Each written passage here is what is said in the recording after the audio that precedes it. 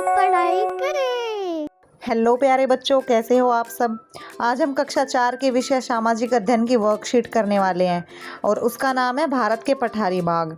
इस वर्कशीट में हम जानेंगे कि भारत के कौन कौन से हिस्से पठार कहलाते हैं, वहाँ कैसी मिट्टी पाई जाती है, कौन कौन सी फसलें उगाई जाती है और वहाँ के लोग कैसे जीवन बिताते हैं। तो चलिए बच्चों, इस मज़ेदार सी वर्कशीट को मज़ेदार से तरीके से शुरू करते हैं। तो देखते हैं प्रश्न नंबर 1। भारत के राजनीतिक मानचित्र पर निम्नलिखित को चिन्हित कीजिए। नीचे आपको भारत के बहुत ही प्रसिद्ध 4 पठार दिए गए हैं और भारत का नक्शा दिया गया है, उसमें उसको हमें चिन्हित करना है कि ये पठार कहाँ पर है। पहला दिया हुआ है मालवा का पठार। तो देखिए, आपको नक्शे में दिख रहा होगा मध्य प्रदेश में मालवा का पठार जो है वो मध्य प्रदेश में है। अगला आपको दिया गया है बुंदेलखंड का पठार।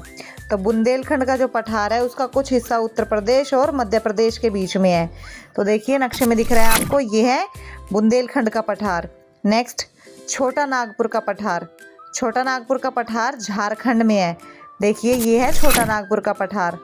नेक्स्ट, दक्कन का पठार। दक्कन का पठार महाराष्ट्र से लेकर दक्षिण भारत तक फैला हुआ है। ठीक है, और देखिए नक्शे में आपको दिख रहा होगा, ये है दक्कन का पठार।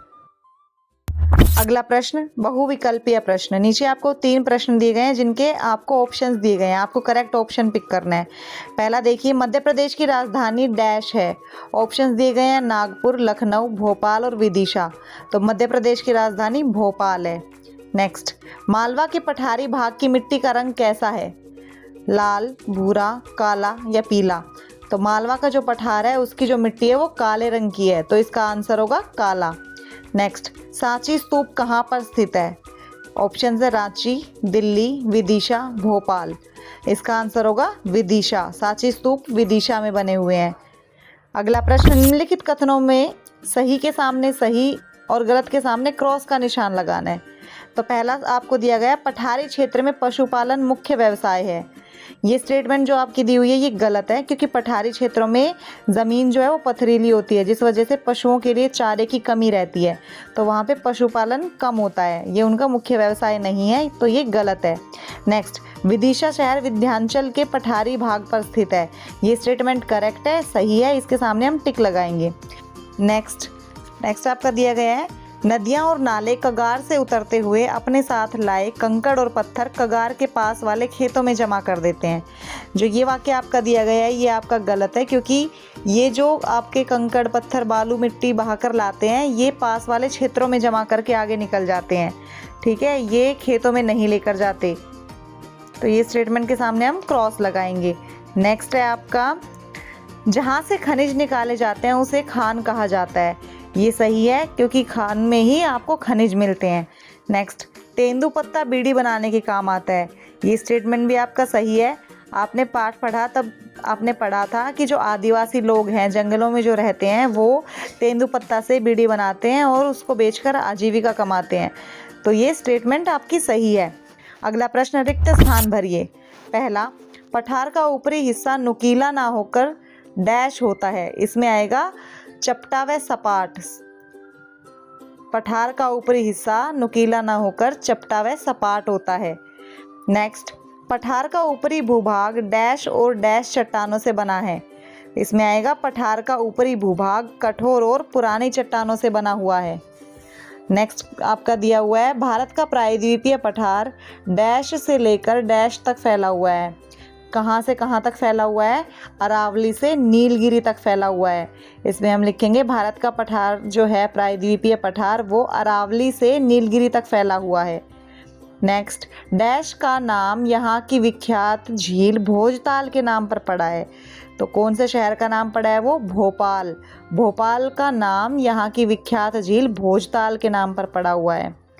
नेक्स्ट, सोचिए और बताइए, पठार के खेतों में उगाई जाने वाली फसलें। तो पठार में कौन कौन सी फसलें उगाई जाती है, चना, गेहूं और मसूर। नेक्स्ट, पठारी जंगलों में पाए जाने वाले जानवर। तो जो पठारी जंगल है उनमें सांभर, चीतल, तेंदुए, शेर ऐसे जानवर पाए जाते हैं। नेक्स्ट, खानों से प्राप्त होने वाले खनिज।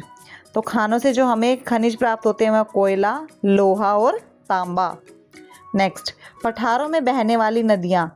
पठारों में आपको बहुत सारी नदियाँ मिलती हैं उनमें से हम कुछ लिखेंगे नर्मदा, ताप्ती, गोदावरी। इनके अलावा कृष्णा, कावेरी, महानदी, ये सारी नदियाँ पठारों में बहने वाली नदियाँ हैं। अगला प्रश्न, निम्नलिखित प्रश्नों के उत्तर दीजिए। आपको कुछ प्रश्न दिए गए हैं जिनके उत्तर लिखने हैं हमें। पहला, पठारी भागों में कुएं बहुत कम क्यों बनाए जाते हैं? तो इसका आंसर होगा पठारी भागों में कठोर चट्टानें होती है जिससे पानी बहुत गहराई में मिलता है, इसलिए पठारी भागों में कुएं बहुत कम बनाए जाते हैं। नेक्स्ट, कगार किसे कहते हैं? इसका आंसर लिखेंगे दीवार के समान ऊंचा व खड़ा ढाल जो प्राय पठारी क्षेत्रों में होता है उसे कगार कहा जाता है। नेक्स्ट, आदिवासी लोग किन्हें कहा जाता है? ये अपना जीवन यापन किस प्रकार करते हैं? तो इसका आंसर हम लिखेंगे जो लोग जंगलों में रहते हैं उन्हें आदिवासी कहा जाता है। ये आदिवासी लोग खेती करते हैं, जंगल से फल फूल व लकड़ी लाते हैं और चीज़ें बनाकर अपना गुजारा करते हैं। अगला प्रश्न, पठारी भूभाग को देश का खजाना क्यों कहा जाता है? इसका उत्तर लिखेंगे क्योंकि पठारी भूभाग में कई तरह के खनिज मिलते हैं जैसे कोयला, तांबा, लोहा, इसीलिए पठारी भूभाग को देश का खजाना कहा जाता है। तो इस तरीके से आपने इस पूरी वर्कशीट को हल कर लिया है। उम्मीद है आपको ये बहुत अच्छे से समझ आई होगी। इसी तरीके की आसान और अच्छी वीडियोस के लिए जुड़े रहिए लर्निंग लैडर के साथ और वीडियो को लाइक कीजिए, शेयर कीजिए और चैनल को सब्सक्राइब कीजिए।